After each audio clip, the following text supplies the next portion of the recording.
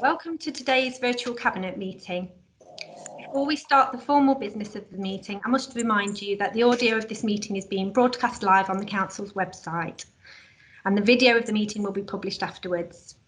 I'd first of all like to introduce the officers supporting today's meeting, and the councillors in attendance will be introduced shortly.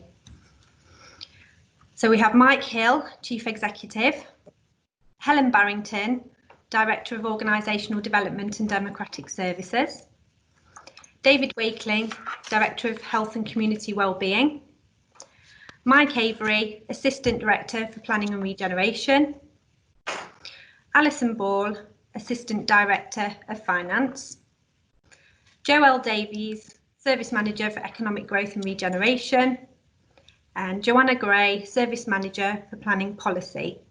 Finally, myself, Caroline McCleary, Democratic Services Officer and Clerk of the meeting. Thank you, Chair. We can formally begin the meeting now.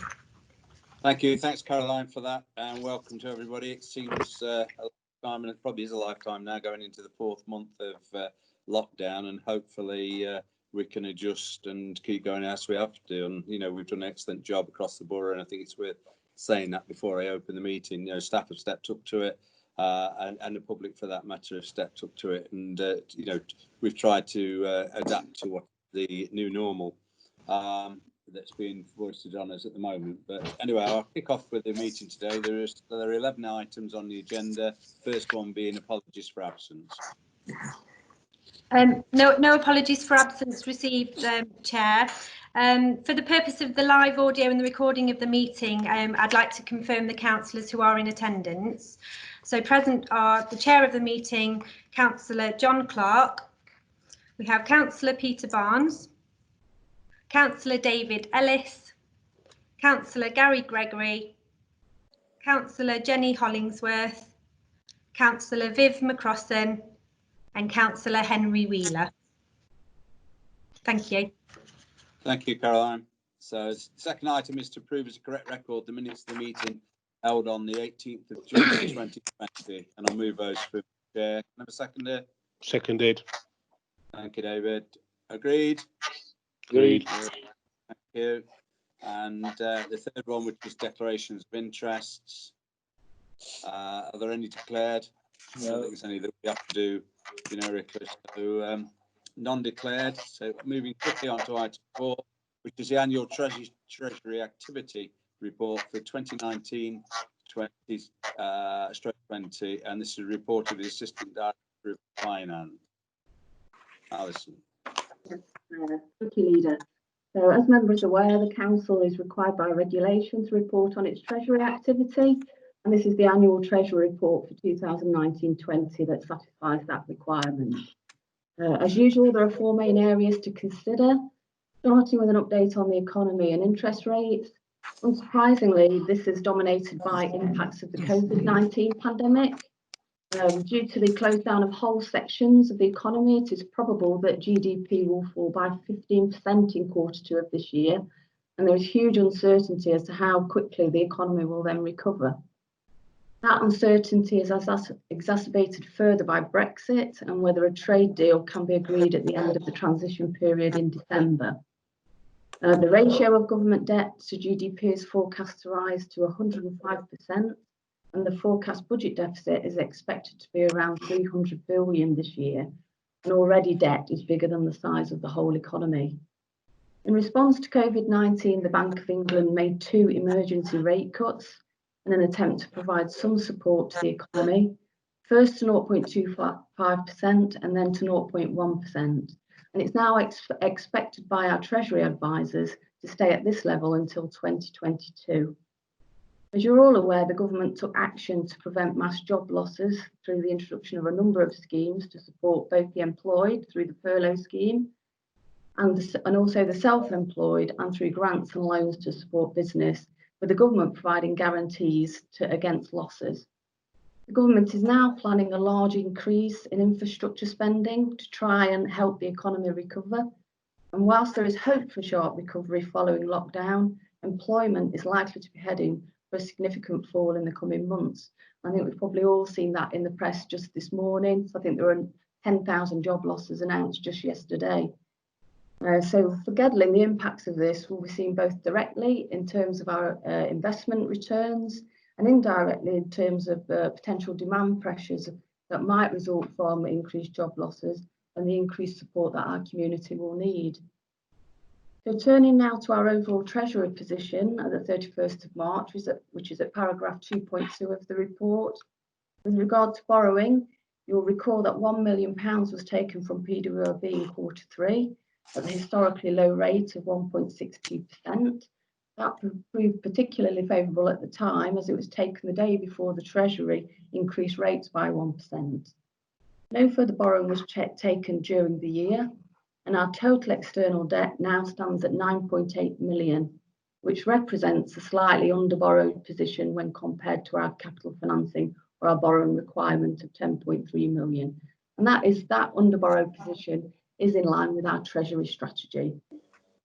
Council's actual borrowing requirement at the 31st of March is £5 million lower than estimated, as detailed in paragraph 2.4 of the report, and this is due to the deferral of schemes in the capital programme. With regard to our investments, as always, the security of money always takes priority over yield, and as the cash investment rates were less than 1% for last year, the returns for this type of investment are quite low. However, the £1 million invested in the CCLA Local Authority Property Fund did return dividends for us of around 4%, meaning that overall investment returns of £193,000 for last year were achieved, which is a positive return of over 1% for the total portfolio, and that compares very favourably to the benchmark rate in the market. This report does note at paragraph 2.8.7 that the CCLA Property Fund has been suspended due to COVID. When valuers cannot be confident that property valuations truly reflect prevailing market conditions and where there's a material risk of disadvantage, the fund must be suspended until certainty is re-established. The suspension is expected to be temporary, and as the property fund is viewed as a long-term investment, should not cause undue concern. And finally, with regards to the prudential and treasury management indicators of affordability and prudence, which with the outturn is detailed in Appendix 2, the main variances against our prudential indicators are due to the deferral of the capital programme projects of 5.8 million compared to the original estimate, and include those indicators that measure prudence in our commercial activity, which were planned to take place but did not happen last year. I can confirm that all our treasury activity during the year was contained within approved limits. So the recommendation is on page 7, and that's for members to approve the report and refer it to full council. Thanks, Alison. Do we have any questions from members? I think if other councillors were asked, they'd be quite happy to have this position when I'm talking to colleagues across the country. There's quite a lot of councils struggling at this moment. Any questions? There are. This has been referred to full council. So I'll move the recommendation. Can I have a seconder, please? Seconded. Thank you. Do we agree? Agreed. Agreed. Thank you. Got some interference work coming in. Okay, we'll move over to the budget outturn and budget carry forwards for 2019-20. That's on page 27. Fine. Are you doing that one, Alison? Yes, that's me again. Thank you, Leader. So yes, this report presents the budget outturn and budget carry forwards for 2019-20. Starting with revenue on page 29. I'll just ask Caroline, is the slide coming up? Sorry. Yeah, it's on its way. Can you see it? Yeah. Okay. Sorry, there's just a few slides for this report, Leader. Thank you. Can I have the next slide, please, Caroline? Thank you. So starting with the revenue, which is on page 29 of the report. So the council did approve a net budget of £11.7 million for the year. And the table on page 30 and the slide show the outturn position, which is a minor overspend of £57,000, equating to 0.49% of the budget. This position is primarily due to additional contributions made to bad debt provisions that have been assessed as prudent based on age debt levels, and also to a loss of income following the closure of the council's leisure centres due to the COVID-19 pandemic. Effectively, both of these items occurred at the year end, offering no time to identify mitigation opportunities, and there are also no specific earmark reserves approved for use in these circumstances. Therefore, this position, together with a minor variance in our financing budgets due to a small drop in business rates income, requires a small increase in the use of the general fund balance of just under £71,000. However, this does not present the full picture, and you'll see in the table that our net portfolio budget is underspent by just over £500,000, and that is offset by a movement on earmark reserves. This is primarily due to the receipt of additional grants and funding, with just over £300,000 coming from the business rates pool surplus, as detailed in paragraph 2.3.1 of the report, which has been redistributed by the Nottinghamshire pool in full this year in recognition of the local impact of COVID-19. So this is specifically for spend on economic development projects. So if we can now move to slide 3, Caroline. So given the extent of the financial challenge facing the council, I would consider that this presents a robust outturn position, and as demonstrated on this slide, it does actually leave total reserve balances above the estimated position by £500,000 as detailed in Appendix 2 of the report. A full analysis of the budget variance is summarised in the report and included a summary of the efficiency programme delivery.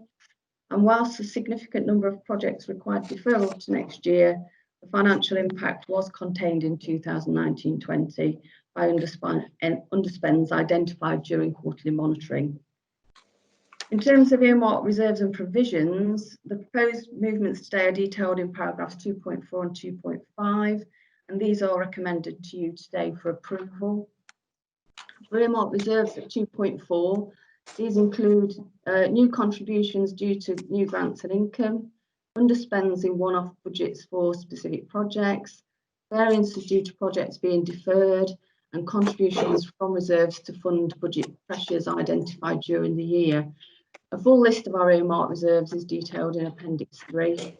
So just moving on to slide 4, turning to provisions at paragraph 2.5 in the report. Provisions must be made where an event has taken place that the council has an obligation that probably requires settlement, but where the timing is uncertain, with the main provision for the council being the one for business rates appeals. The requirements for this have been reviewed, and the proposed increase of £343,000 is in line with the estimate.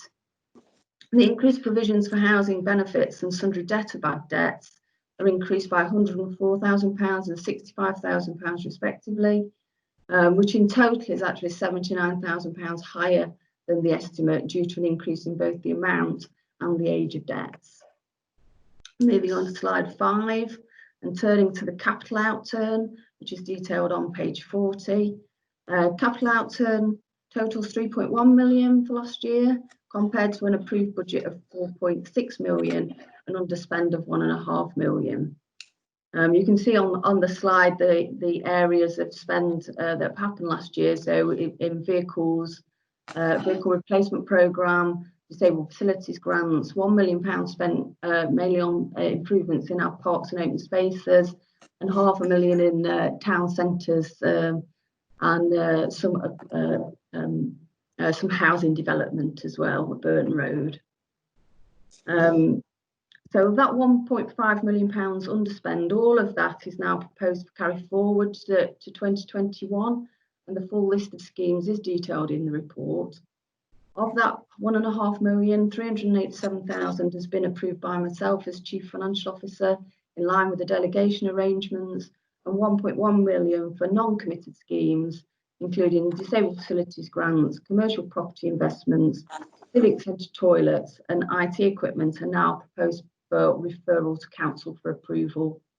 The proposed financing of the capital programme is detailed in paragraph 3.4 and includes the use of capital receipts and grants and contributions and identifies a requirement for borrowing of £660,000.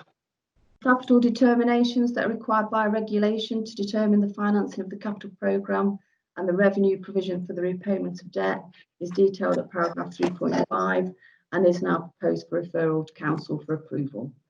So, Leader, the recommendations are set out for you on page 28. Thank you, Alison. Do we have any yes there to note the final outturn position? Are there any comments from anyone? Leader. David? Thank you. Can I start by thanking Alison for a clear report and a clear presentation, which is generally good news compared to the doom and gloom that we had at the beginning of the previous item. Yeah. I think it's actually Alison's probably too modest to highlight it, but can I highlight paragraph 1.4, where it says this report highlights the continued good management of the revenue and capital budgets. I think I'll endorse that and thank all the officers involved for the work they've done in keeping the good management going. And I'm happy to support this. Thank you. Thank you. Is there anyone else? No, there's no one else there. It'll now go recommend the council approve the final capital expenditure, which includes making a capital determination. That's the last bit. This will now go. Is this right, Alison? It goes to full council then. Some of the recommendations do. The second part of the recommendations do that. Yeah, that's right. Are we agreed? Yeah. Agreed. Thank you. Thanks, Alison. Thank you. Okay. Moving on, item 6, senior leadership team, Gedling Plan, quarter 4 and year-end performance report. Is that you, Mike? It is, Leader. Thank you. Yes. Is my microphone on? Yeah, it must be. Okay. You're so on.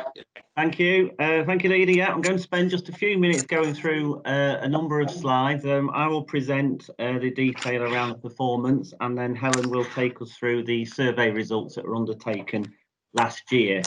So, next slide, please. Next slide, please. Thank you. So for any successful organisation, I think it's important that we understand how we are performing, good or bad, so that we can make changes to our delivery methods and make improvements overall for our services and for the public out there.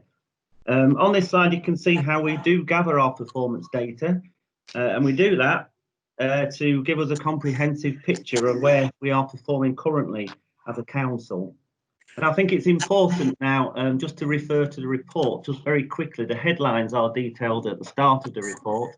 And I think the headlines there are that we delivered 90 out of 96 actions during last year, which is a very good performance considering the ending we had with COVID in March.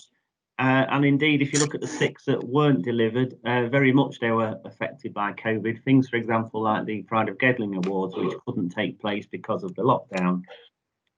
Looking at the performance indicators, we did deliver 35 out of the 44. And of those 35, they were either on target or slightly below target. So I think given the circumstances last year, it was a very good performance by the council. Next slide, please. So I think it's important just to go through how the frontline services performed during the year. So starting with leisure, overall, it performed really well again this year. So last year, I think it was the first time we achieved over 1 million visitors. Again, we've consolidated that performance, and again, we have achieved over 1 million visitors there. With the leisure service itself, we've received 169 compliments, which is good. And we've maintained nearly 4,200 DNA members. Now, again, given that they are aging facilities, that's an incredible performance, really, moving forward. It shows we are getting it right and having the correct focus from our staff, and obviously under the guidance of Henry leading us forward for that. In terms of the swim school scheme, that's a tongue twister, that one. We had over 2,600 people enrolled on that. And it goes without saying the Bonington Theatre goes from strength to strength, and we've increased visitors now up to 59,000. I think it just says, as I've already stated, the facilities are aging, but I think it proves the customer demand is still there. you know, we need to capture this. Certainly post-COVID, we have taken a hit while we've been closed, and we hope when we open this weekend, certainly for the theatre and the Richard Herod bar area, that we will start to see those customers coming back through the doors. Thank you. Next slide, please. So turning to growth, again, the planning service has performed really well. We have 100% delivery of major applications processed within 13 weeks. We have 85% delivery of minor applications processed within 8 weeks, and nearly 90% of other planning applications processed also within an 8-week period. Engagement with SMEs has been high. We have increased significantly to 85 this year from 14 in the previous year. Still not enough, in my opinion, so we need to work even harder to get this, but as I say, things are improving, working well, and as we have the bounce back plan, that is something we're really working on through Jo and her team in the economic regen team. There is a mixed picture on homes, so we have successfully brought back 46 long-term empty properties back into use, but we did slightly miss the target for affordable homes by 2 properties. And this was due to the slightly slower delivery at Chase Farm than we expected. But again, those properties have picked up in Q1, so we'll see that coming through in the following year. The number of net additional new homes for the year was 360, significantly up again on the previous year, but still below the target of 480. And again, we're confident that you know, those figures will be caught up in the new financial year. Next slide, please.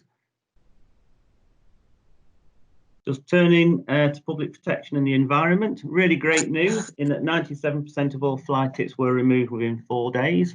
I think this is really important to note because we have had difficulties in the past. Officers have worked together to come up with a more seamless approach to this, and we can clearly see now it is working very effectively, and that's thanks to the various teams at the depot. I think also 96% of food premises scoring either a 4 or a 5. Significant result there, means we have confidence eating out once the restaurants and takeaways open up again. You know, and it really does set us in a good stead. 96% is extremely positive for those eating establishments. And again, it's a strange indicator, the number of streets with unacceptable levels of litter, but again, really low for us at 1.5%. So a great result from Mel and his team. Waste, we are still experiencing a higher than normal volume of rejected loads. This is at the recycling depot. And again, it's a problem that's not new to members. It's all about contamination of the bins. Clearly, this has impacted on our recycling rate at just over 33%. And because of that, the level of residual household waste going into the general waste bin has increased in terms of kilograms. It is something we need to tackle moving forward. We are working with the County Council through the Joint Waste Management Committee, and we hope to see some improvements in the current year. I think the good news there, just to end on that, is the number of garden waste customers seems to increase year on year. We do need to look at our capacity in terms of vehicles, because we must be approaching now the maximum we can do without taking on an extra vehicle. So it's a business case we need to look into. But at the moment, it's good news that we are increasing those number of customers. Next slide, please. In terms of support to the most vulnerable, the box on the left is slightly inaccurate. It should say time taken to process change of circumstances for both housing benefit and council tax benefit improved to 4.3 days. So it's not new claims, it's change of circumstances. And again, that is a really positive result. 4.3 days is one of the quickest turnarounds we've done in a long time. So that's you know, an excellent position. And again, I'm pleased to say the number of days to benefit new claims has reduced down to 12.2 days, which again still puts us in the upper quartile across the country. We have continued to serve people with disabilities in the borough, and again we've spent almost £1 million on disabled facilities grants. We keep getting the allocations. It comes from the county council via a central pot, and we do keep maintaining to spend our money to keep up that performance and look after the you know, the disabled people within our borough. The only negative there is the length of time spent in temporary accommodation, now at 23.7 weeks, which is an incredibly long time. And again, no surprises, it's down to a lack of accommodation provided by ourselves as a council, and it's also down to a lack of suitable properties out there from housing providers as well. Again, good news, this year we've been in long discussions with Jigsaw Homes. They have just agreed to give us a further 11 properties, which we can now use to address some of these challenges. And I'm confident again in the coming year that those figures will be significantly reduced for the benefit of our residents. Next slide, please. In terms of customer services, extremely positive slide. Everything on here is excellent. We have 98% of customers indicating their satisfaction with the overall customer service provided. Excellent performance. Just over 96% of calls were answered on time. 94% of customers were seen within the set 15 minutes target. So it is one area that we are really proud of. There's an excellent service on the front line, and incredibly that performance has increased even further during the lockdown period, which is significant thanks to all the team working down there. Clearly says there were finalists for the Excellence in Customer Services Commitment Award. Great result. Fortunately didn't win, but finalist is an excellent position to be in. And again, what can we say about the comms team? Incredible amount of work, both last year and during the COVID period. And that again proves that, the number of Keep Me Posted subscribers have increased by around 25% again this year, thanks to Rob and his team. So really good performance there. So, next slide, please.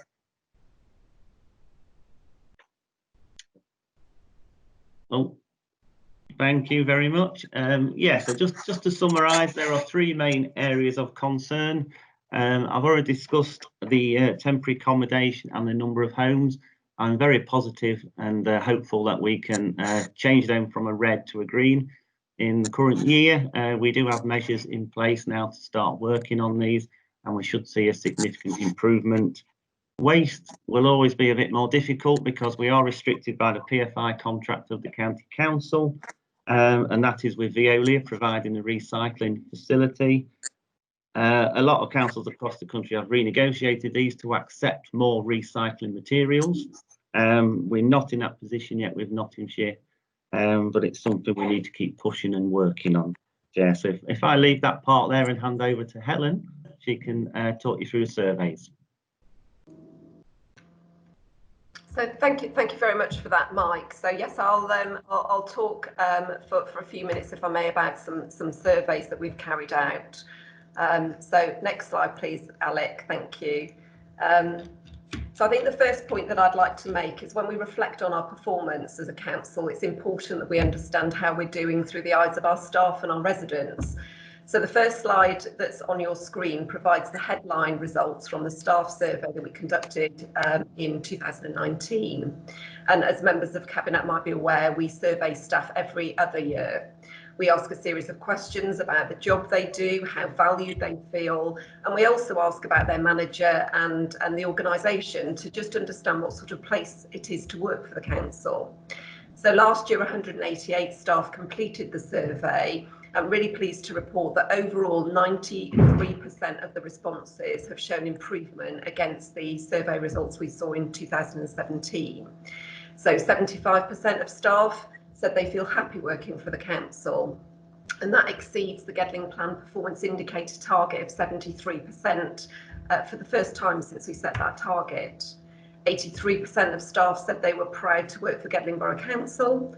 88% of staff feel that they know that they make a positive contribution to people's lives.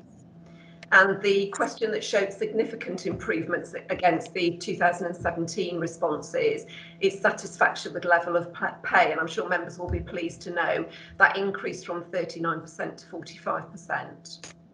So looking at those figures, it's a really positive picture given the challenging circumstances our staff have worked under for a number of years. And I think it's fair to say that in the eyes of our staff, we are doing well. However, there is an area which needs some focus, and that's PDRs. So this is showing the greatest reduction in satisfaction. So while I appreciate it's not a matter within the remit of Cabinet, I just wanted to flag that up, and you'll be pleased to know that there are plans in place to improve this position, with improved training for managers to improve the PDR experience and increased awareness around the importance of PDRs. Next slide, please. Thank you. So moving on to the resident satisfaction survey, Cabinet will recall there was a detailed presentation in January on the outcome of the resident satisfaction survey that we carried out in October and November last year. I don't intend to go into any great detail now, but thought it useful just to recap as we reflect on our performance over the last year. So in relation to responses, you'll recall that the numbers that we received responding to the survey increased yet again, and more were completed online. The profile of respondents in relation to ethnicity and gender is really pleasing to see, fairly representative of the population of the borough, and is what we've seen before. Next slide. Thank you. But as I flagged up previously, and as with previous surveys, we received a larger number of replies from our older age groups, and as you're aware, we are trying to work on some directed consultation with the younger population in our community. Next slide, please. So this particular slide shows a comparison between our responses and the data collected as part of the National LGA survey. And you might recall when I presented the detailed results before, the LGA survey is conducted through a smaller sample and by phone. So we feel that the paper survey that we use is likely to generate more realistic responses. But you'll see from this, we perform better than the national average in relation to the key questions that we ask. And before we move on, I just think it might be worth flagging up the results of the most recent LGA survey that was carried out in June. And that actually shows a significant increase in satisfaction in local authorities since February 2020. So what that shows is a comparison effectively as we were going down into lockdown. So COVID, the pandemic was starting to bite. And the responses that the LGA received in June 2020. So it's really interesting to see the comparator data. And what I would expect to see is, given the outstanding work carried out by this council during the pandemic, I would expect to see that this is mirrored locally. So just to give you a bit of a flavour of that, because I think it's quite interesting in terms of the stats. So satisfaction with the local area as a place to live has increased 6%. Satisfied with the way the council run things has increased by 12%. Feeling well informed increased by 9%. Agreeing the council acts on residents' concerns has improved by 11%, and agrees the council provides value for money has increased by 9%. So those are the LGA figures.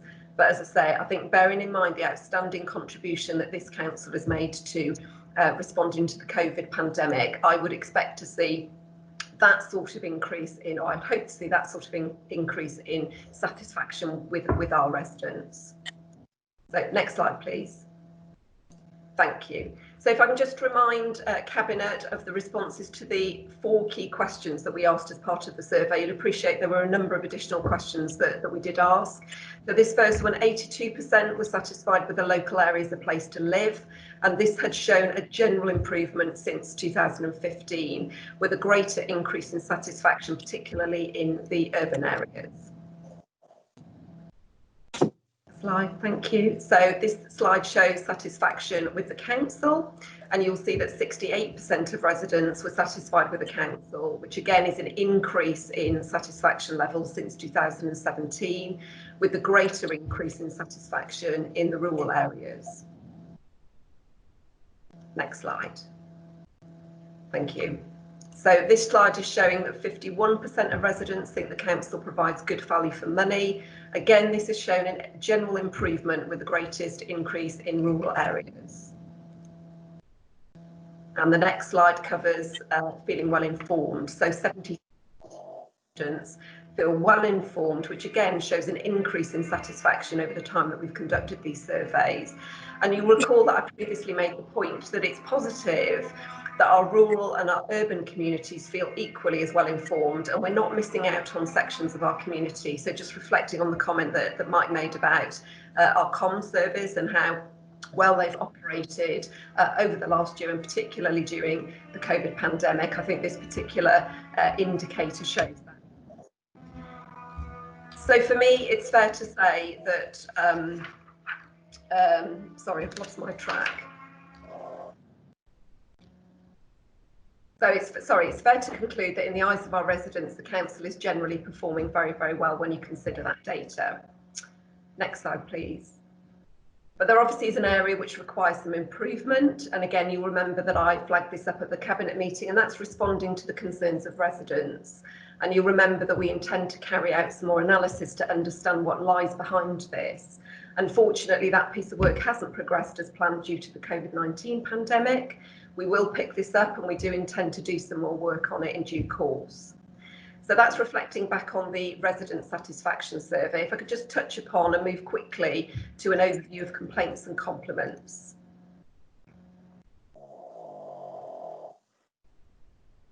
Thank you. So this particular slide provides a general overview. I will bring the usual annual complaints and ombudsman report to a future meeting, but I just thought again it was quite useful to provide some initial information about complaints and compliments received in 1920 as we reflect back over our performance for that year. So you'll see from this particular slide that we received 370 compliments in 1920, and you'll see that this is an increase on previous years. We also received 379 complaints. And again, you'll see from the chart that this is also an increase.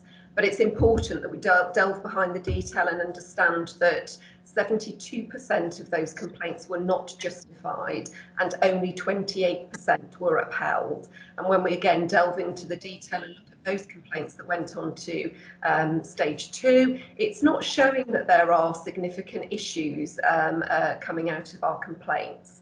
However, we do note that the greatest number of complaints have been received in waste and PASC, and we do intend to do some more detailed analysis of that data to determine whether there are any underlying issues, which if we address them will produce improvement in service and reduction in complaints for this year. So there is some more work to do. Next slide, please. Thank you. So this is my final slide before I pass back to Mike. So this slide shows that almost all of the compliments are positive comments about our staff and our teams. The rest of them are about events that we hold. But I think it's really important that we note that 90% of those compliments relate to individuals that work for the organisation. And I think that demonstrates that our customers value the positive attitude and competency of our staff. So again, a really positive message to on. If I can just then pass back to Mike. Thanks, Helen. Hello, Mike. Sorry, John, it's cutting out there. Yes, we're happy to answer any questions that members may have. Thank you, Leader. Thank you. I've got a question. Yeah, Viv. Yeah. First of all, excellent performance, Mike. It was really good to hear how well we are doing as a borough, and again looking at how well our staff are doing.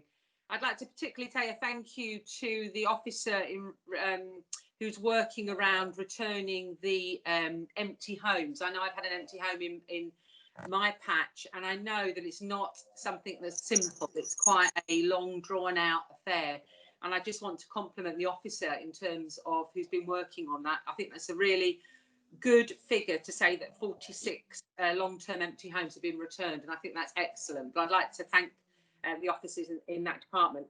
And just the other thing to say in terms of which Helen touched on was about the feedback from our residents, and we note that it's always a low figure for young people, and as we know that our young people are our residents of now and obviously going forward. So we are working on a particular targeted piece of consultation with young people in our borough to find out what it's like and what are the highs and lows, what are their worries, what are the things that they are concerned about in terms of the borough. So we are working on a dedicated piece of consultation that myself as portfolio and the officers are looking at. So hopefully we will have that information next time we report. Thank you. Thank you, Councillor. Sorry, Leader. Thank you, Councillor Cross, and I'll make sure I pass on your thanks to the Empty Homes Officer. Yeah. Thank you, Leader. Thank you. Anyone else? John, can I come in just a minute, please? You can. Where are you? You're there. Can I just thank all the department, because I think collecting the waste and the gardens and all the stuff what the lads have to do, what they've done is absolutely tremendous. I think we ought to really thank for what they've done. They've been under a lot of stake with the way the public behave. People aren't as clean as we used to be, and I think our lads do a tremendous job, and I think they need congratulated on what they do. We might not be as good as the best, but we're bloody well getting there now, because we're as good as anybody now, and I think our staff works absolutely tremendous. Thanks, Peter. Anybody else? Leader? Yeah, David. I don't just thank Mike and Helen for the presentation, and it's reassuring that Mike knows where we need to improve and has plans in place to do that. But I suppose the question's really for Helen, given that we've been through lockdown and that's been the only thing that's been on our minds for the last 3 or 4 months. Have you had any feedback how that's affected the staff satisfaction, the way staff are feeling? You know, the information we had was presumably prior lockdown.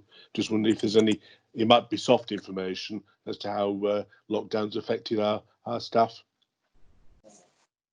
Thank you. Alan?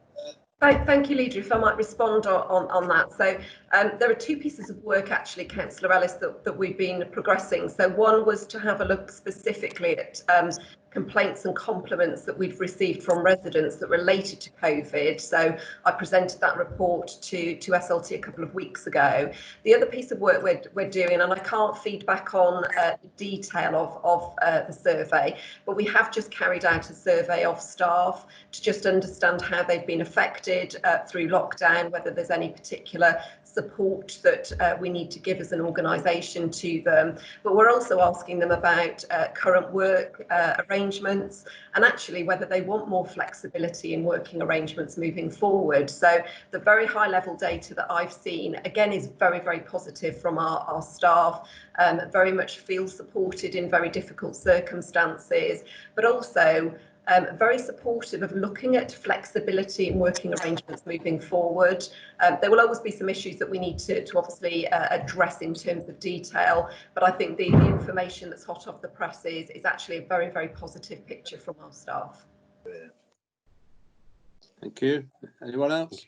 Yeah, yes, Leader. Henry, who's there? Henry. Hi, Henry. All right. Yeah, I just wanted to say a huge, massive thanks to the staff in the housing benefits department for the huge amount of work that they've done during the coronavirus pandemic. They've gone above and beyond and dealt with quite a significant increase in people coming forward asking for help with their circumstances. A lot of people that have been furloughed, etc. So I'd like to say a huge thank you to the benefits department for the huge amount of work that they've done. I would also like to say a huge thanks to the leisure services staff for all the work they've done as well over the last year or so, but also particularly during the COVID crisis. They've gone out working with different departments, particularly with bins and so forth, gone out emptying bins and done litter picks and a whole host of things that they've done. So they've stepped up to the mark, and whilst they might not have been in the leisure centres, they've been doing sterling work elsewhere. So just like to thank them for that as well. I'd also like to say that as a council, we were right to keep our leisure services in-house. I think as we come out of the pandemic, we're in a much better position than some other councils that outsource their leisure facilities. Some councils are actually now faced with paying out huge sums of money to outsource leisure companies, and so I think we were right to keep our services in-house. I think we're in a much better position than most councils are with our leisure facilities moving forward. Thank you. Thank you, Henry. Anybody else? No. If I could just echo the thanks to all the people working for the borough. There's a lot of effort gone into it. There's no doubt in that.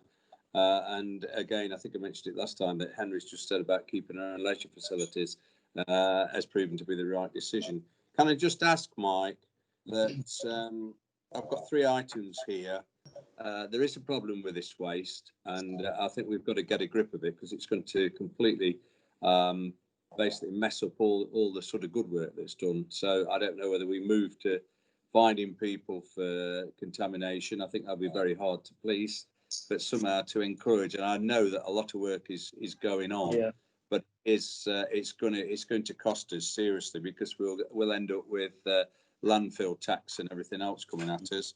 The other is, looking at another point, is the temporary housing.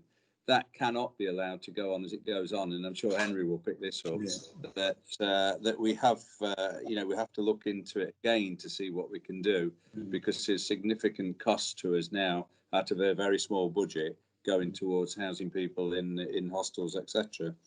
And the other one, which we need, all these 3, if we could have some sort of report back by, say, about 3 months' time to Cabinet, and also put it on when we eventually get together as an SLT and Cabinet, that we discuss these 3 items, and that is satisfaction down to 47%, because it doesn't marry with some of the results we've got there. So I think we need to do a bit more in-depth digging. It's not a criticism, it's just constructive, if you like, to see if we can look at it.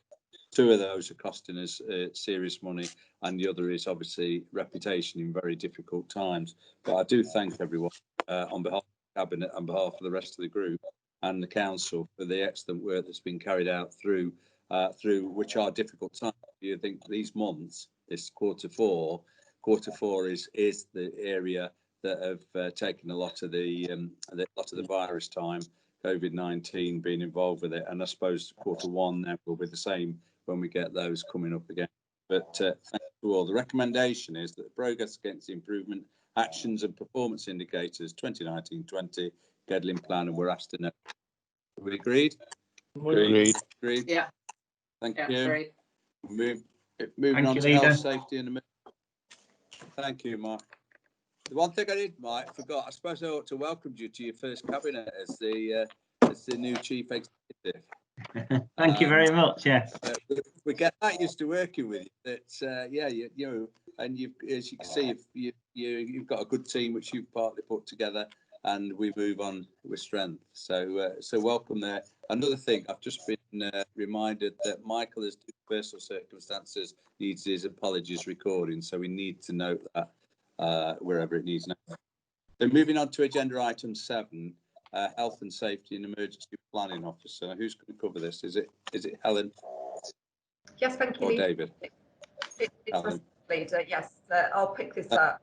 So, Leader, very pleased to present this report on behalf of the Health and Safety and Emergency Planning Officer. Hopefully a relatively straightforward report for members today.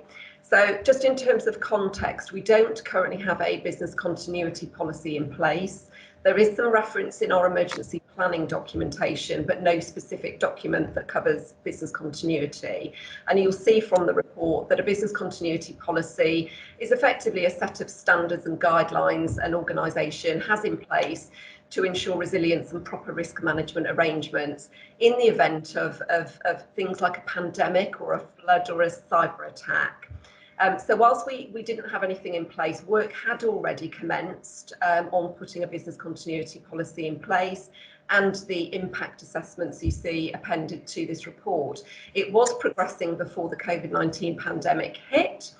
The Health and Safety and Emergency Planning Officer was consulting with county emergency planning colleagues, and the original target was to get those documents out in May this year.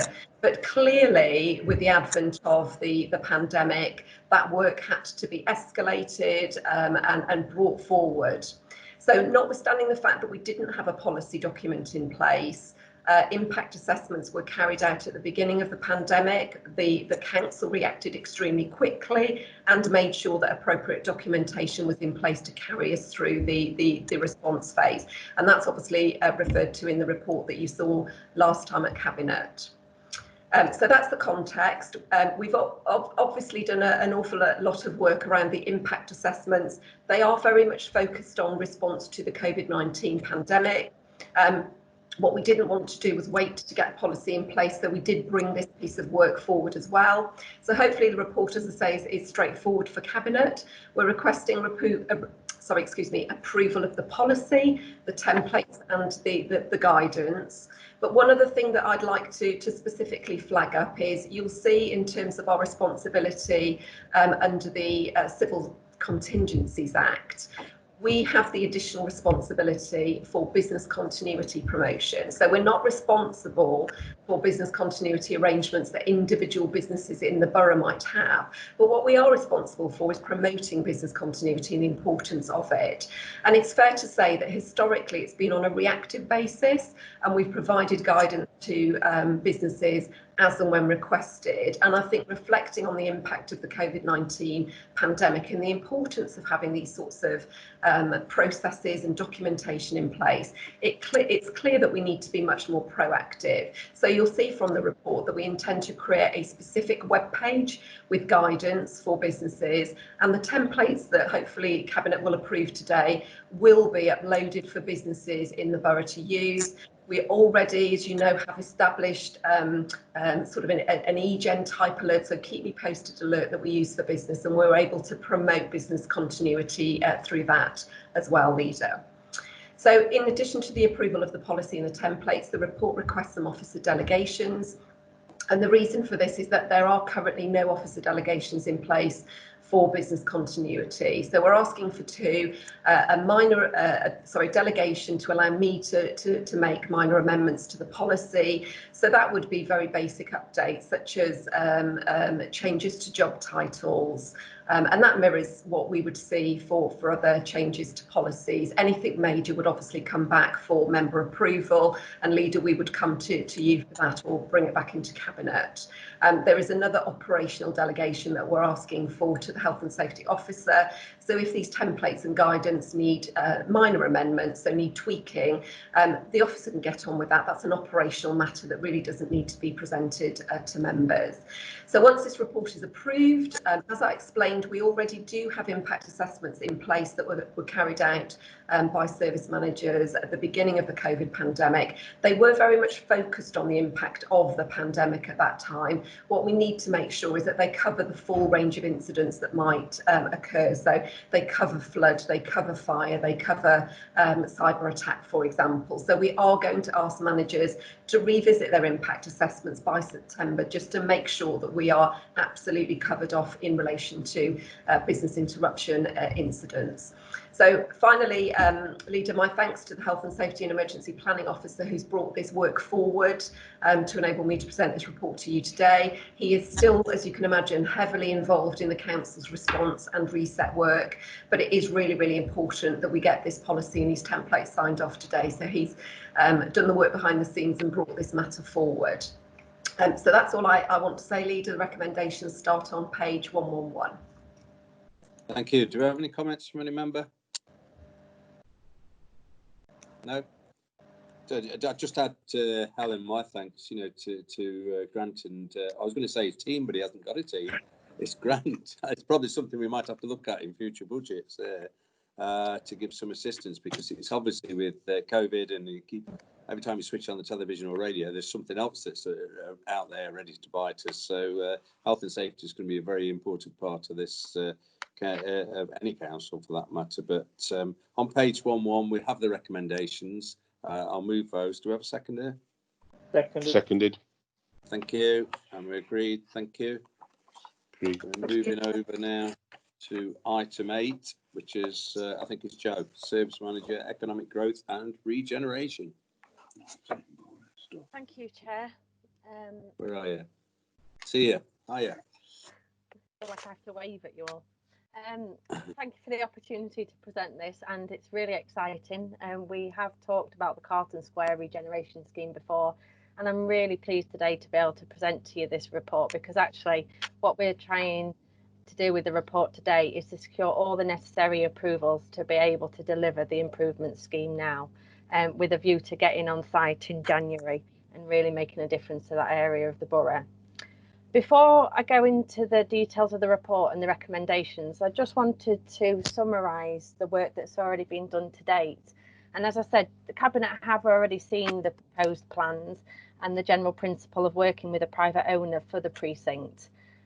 Authority was given for officers to enter into a partnership agreement with the private owners to help facilitate joint working. And since then, we've done an amazing amount of work to get to a point where, as I say, today we're asking for the final approvals to be able to deliver the scheme. We've done 2 rounds of public consultation with the scheme. Now, one of that was at the very early stages, just to try to get an idea and a flavour of what people wanted from the improvements. But the second round was the one where we had the indicative scheme and the visuals that we showed Cabinet last time, and really tried to get people's views on that. All the details of the consultations are included within the appendices, so I won't go into the details. But generally speaking, there was an overwhelming support for us doing something in the borough, and I think that was fantastic. There were some very specific comments made, so the metal fretwork around the building, that didn't go down very well. I think that was a step too far. But the idea of having a softer landscaping and more trees and to try and break up some of the brickwork really came through as part of the comments that we received. There has been a delay bringing this back to Cabinet, and that's really been centred around working with a private owner. So times, as we've heard already today, are really difficult for retailers and for shopkeepers and building owners. But actually, the work that we've been doing with the private owners have been trying to make sure that this scheme is deliverable and it works for both of us. So the changes that you'll find in this report is that actually what we've decided is that the scheme should be delivered in 2 parts. So the private owner will do their works and we'll do the works on our land. So with that all in mind, the first recommendation and the first approval we're seeking is to amend the scheme, and the final scheme is shown in Appendix 4. But the scheme, as I say, will be split into 2 parts. So the first part is all based on the land that's in our ownership. So there'll be a new entrance to the car park from Burton Road, and that's roughly where the old cottage site was, the cottage that we bought. So that's been demolished, and that's roughly where the new entrance will go. The car parks will all be changed, and we'll make sure that there's more disabled friendly areas at the southern car parks to allow easy accessibility. We're also allowing for electric charging points, and we're also trying to make sure it's far more pedestrian friendly. As I mentioned, the feedback from consultation was that planting and boundary treatments were really important, and so a lot of time has been spent on making sure that that works, but also that it works in the long term. So we don't want it just to look good for the first few months, but we want to make sure that that's in perpetuity. There is some areas of new paving, and I say this is very much about trying to make sure it's more pedestrian friendly. And at the minute, there's different levels within the scheme. So for people that have got disabilities or that struggle to walk, and we're really trying to make sure that there's level surfaces across the car park, but also towards the shopping area as well. We've even started to look at where the payment machines are and where the lighting is to make sure that it's as accessible as possible to people that use it. So that's our part of the scheme. The second part of the scheme is the actual private shops, and BNP Paribas, who are the owners, have done an extensive piece of work to look at how they can improve their shop fronts, how they can improve their public realm. But also, one of the other feedback that we had was about the visibility of the scheme and the signage, and to try and create a bit of an identity rather than it just looking like it's Farm Foods or Wilko's. Actually, that Carlton Square precinct has its own identity, and that's something that we will be working with the private owners to make sure that that happens. So the first recommendation is Cabinet is asked to approve the final scheme of improvement works for the council's part, which is obviously based on our ownership. And what that means is that we can then move forward and submit a planning application and the funding application to the LEP that we need. The second recommendation is that we need to seek approval to actually submit this planning application. So that's the recommendation in number 2. And the third recommendation is just allowing the opportunity, if there is any minor tweaks that we need to make to our scheme, that we can do that. So sometimes through the planning process, there might be minor amendments and what we're seeking approval is that's delegated to be able to make those minor amendments, so not to hold the scheme up through the planning application process. The fourth recommendation is largely down to the fact that, as I say, the scheme has now been split into two. So actually, what we need to do from an accounting point of view is make sure that the capital budget reflects the project that we're in control of. Previously, we were going to do a joint procurement and we were going to do the whole scheme. Now we've split it, we just need to reflect the numbers and make sure that the capital budget reflects what we're actually going to deliver on site. So there is a recommendation there that we do change that. And obviously a huge part of that is made up from the D2N2 LEP funding that we've secured. The fifth recommendation is to make sure that it's okay us doing the works, but we need to make sure that we tie the private owners into doing their side of the work as well. And this is especially because of the funding that we've secured. We need to be able to deliver a certain amount of new jobs or safeguarded jobs. And actually that is a huge part of what the private owners are doing with their shopfront and public realm improvements. So because of that, we want to seek approval to enter into a legal agreement with the private owners to ensure that the intended improvement works to their side also is delivered concurrently with the work that the council's doing. The sixth recommendation, there's not many more, the sixth recommendation is to make sure that actually there was something that cropped up as part of consultation, and it's linked to the service yard. Now, to all intents and purposes, it looks like it's being maintained. The shopkeepers use it as access and as a service yard, but in terms of land registry, it's not owned by any particular individual or company. So the work that we've been doing with the private owners is to get to a point where we can officially take control of that land, and so we have got an application pending with the land registry.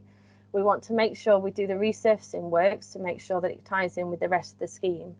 And then essentially to be able to reduce our liability and any revenue implications from that site, we've come to an agreement that the private owners will take on that service yard and look after it in perpetuity.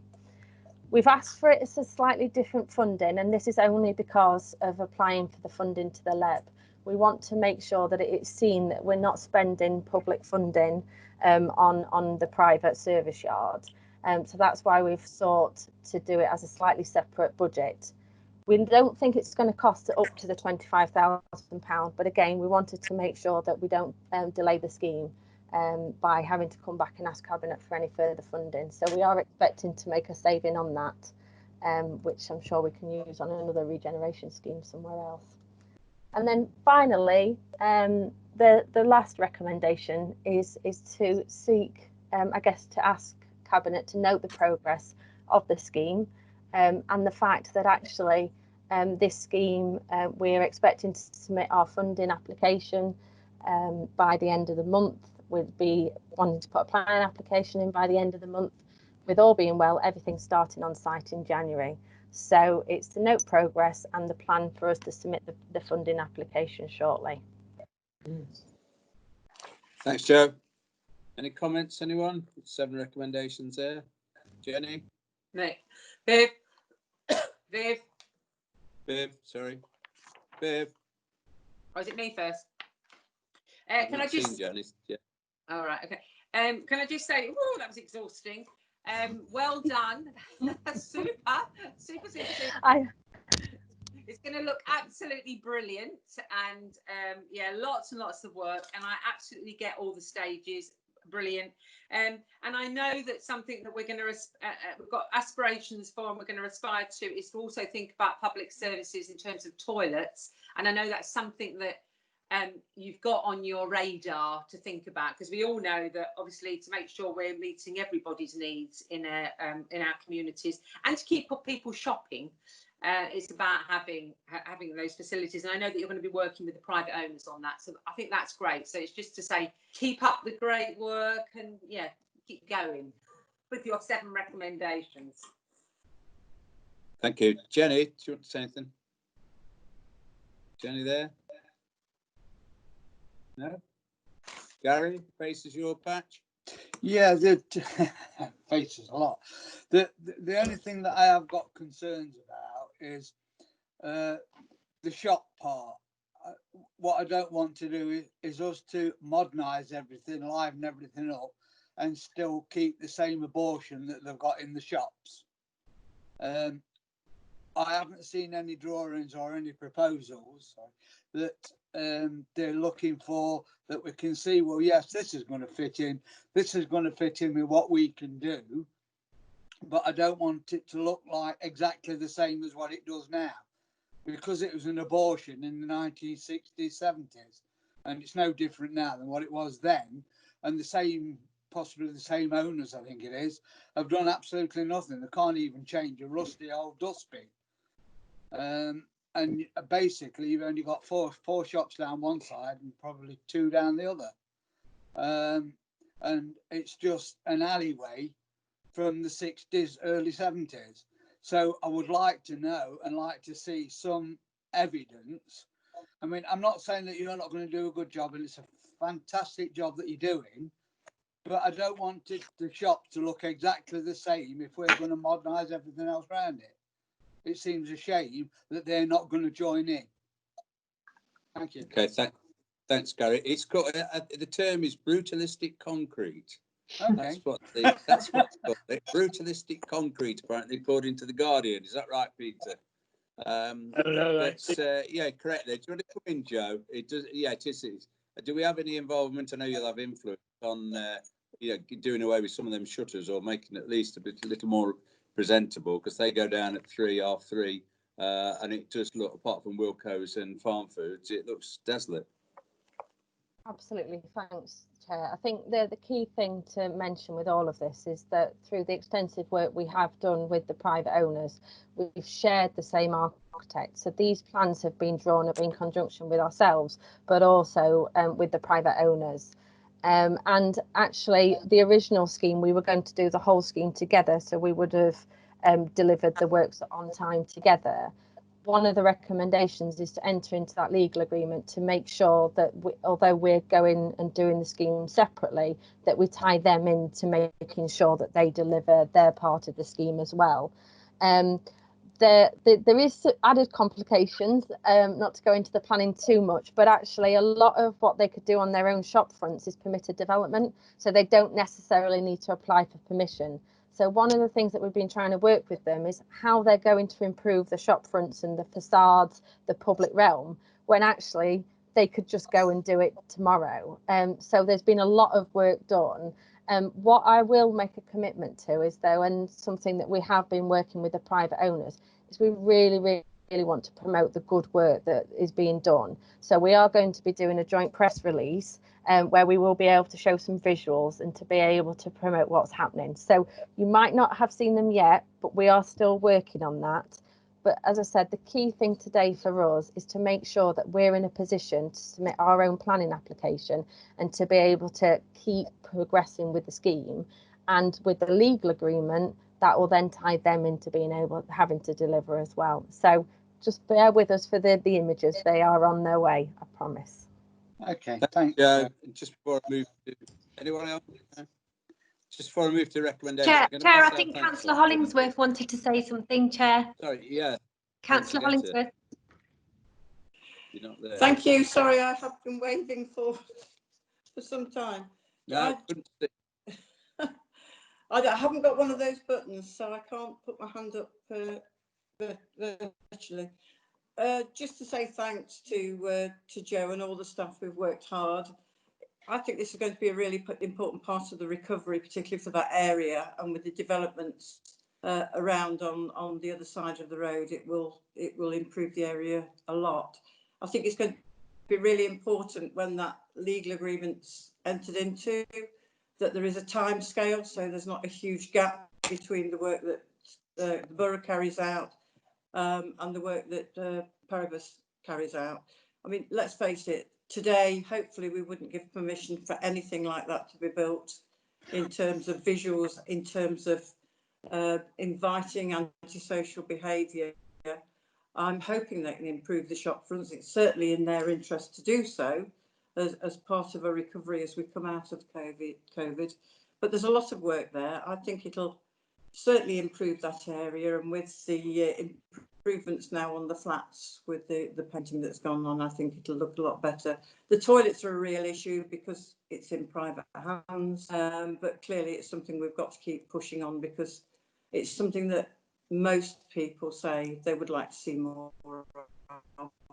But thanks, Joe and team, for the work you've done.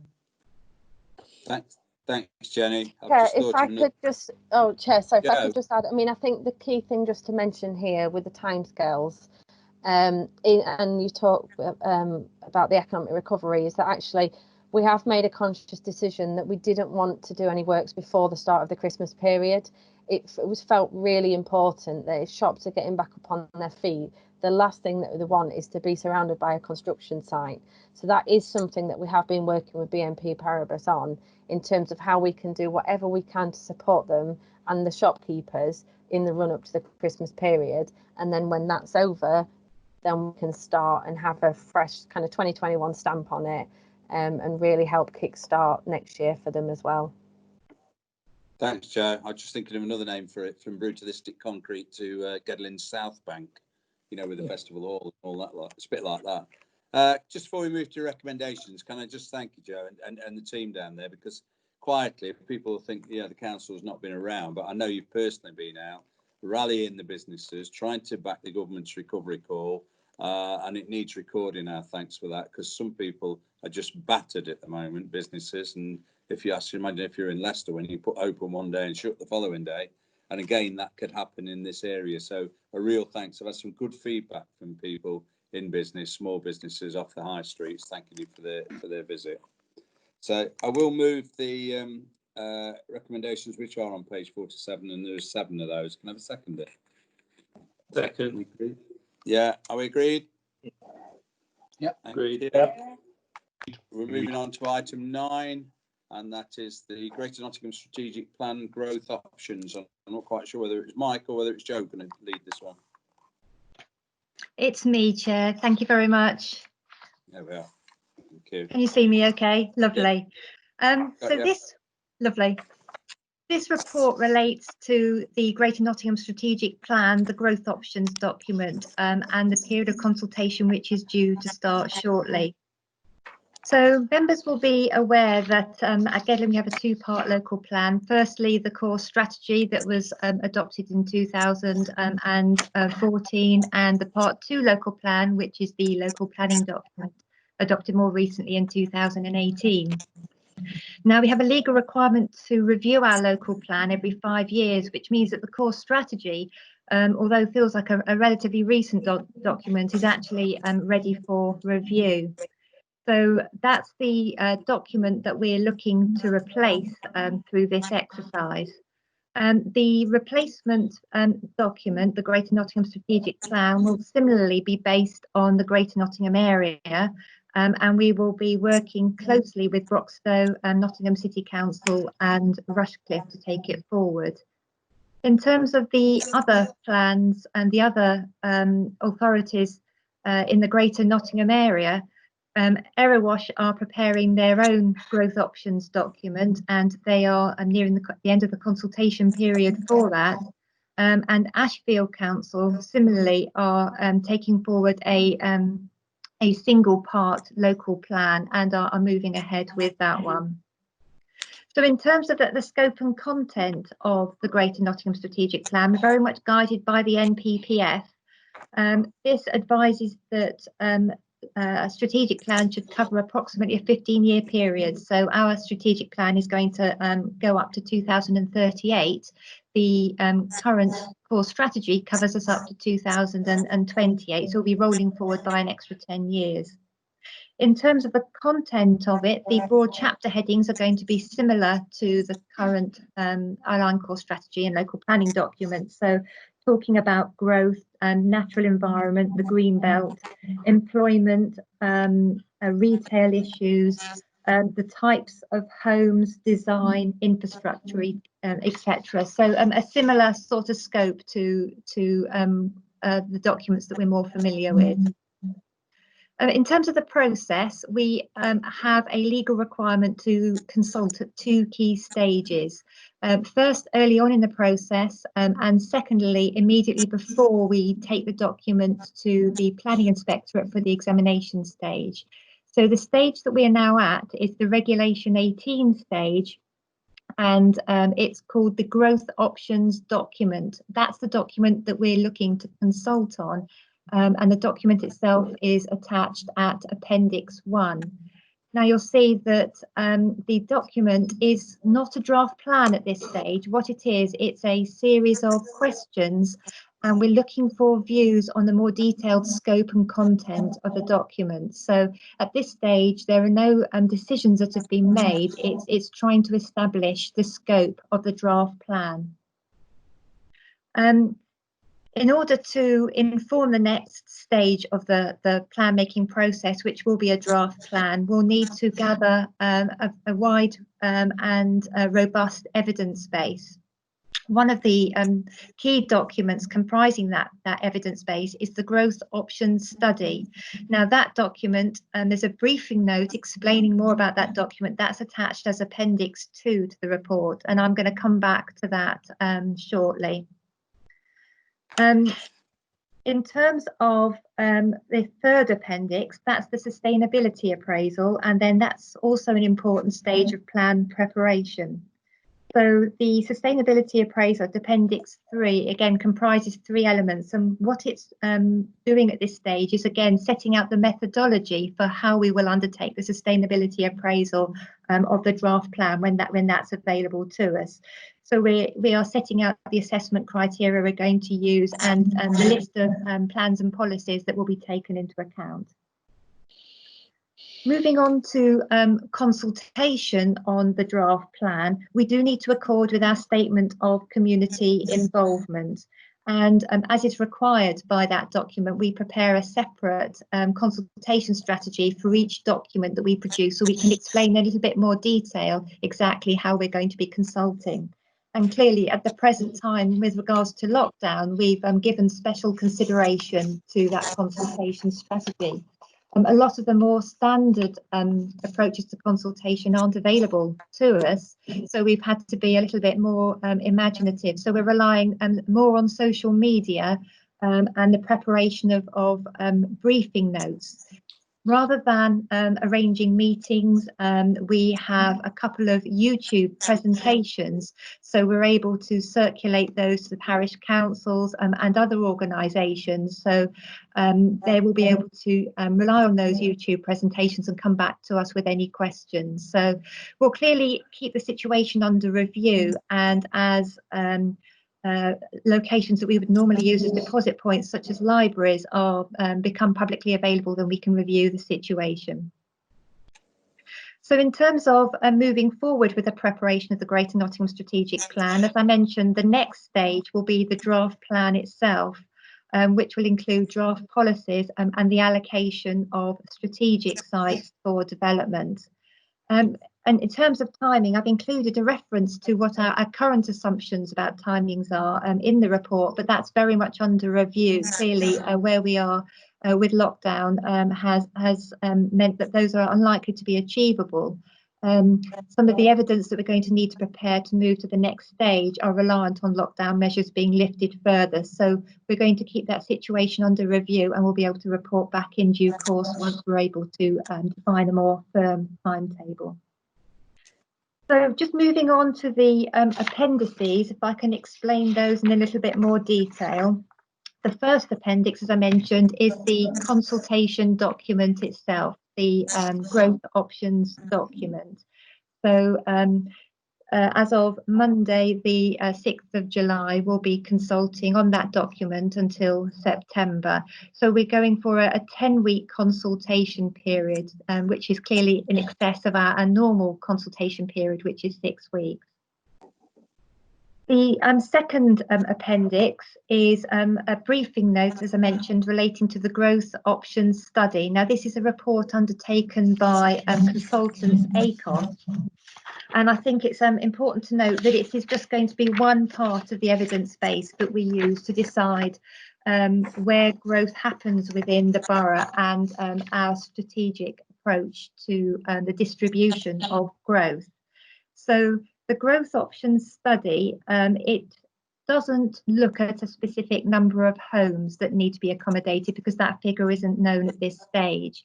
It doesn't take account of how many homes could be accommodated in the urban area because, again, that's work to be done over the next few months. What it does do, however, is look at land outside of the urban area, and it identifies which parts of the green belt may be more suitable for strategic development. So if I can just refer you to the plans within the briefing note, because plans are often the things that attract attention. So the first appendix in the briefing note shows potential areas for strategic growth around the conurbation, but you'll note that for Gedling, there perhaps aren't major surprises. The areas shown with potential for strategic growth are around the A60 corridor, close to the conurbation. They're around Hucknall, they're around Calverton and Ravenshead.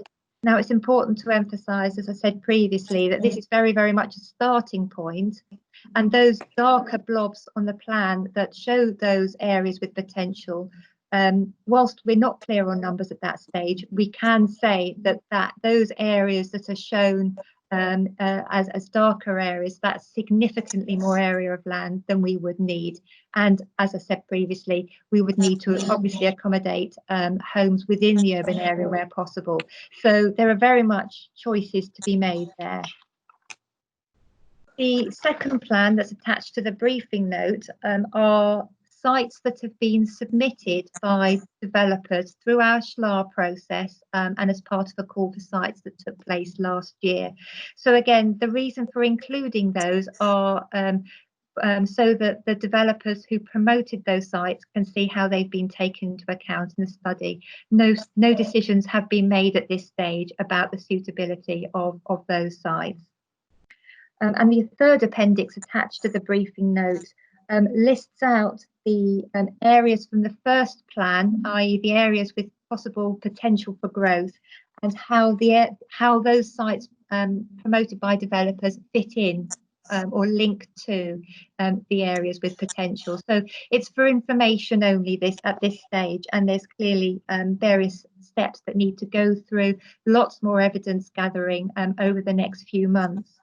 So the evidence that's been taken on board to reach the conclusions by the consultants is very broad brush at this stage. We'll have a lot more work to do. So, for example, on transport modelling, giving more detailed consideration to landscape considerations, more work on flood risk and impact on the green belt. So that will all be taken into account before we come up with a package of allocations to make sure that we are meeting our housing requirement. So those are will relate to the questions that are being asked through the consultation document. The sorts of questions that we're asking in relation to growth are: what sort of growth strategy should we be following? Should we be continuing with concentrating growth on the urban area? Should perhaps our strategy be infrastructure led? Should we be providing a new settlement? Should it be some combination of different strategies, or should it be something else that we haven't listed in our document? No decisions have been made at this stage, and we're asking for comments. We are asking for comments on the two maps that are included in the briefing note, and the final report of the consultants' work is going to be made available in conjunction with the consultation exercise.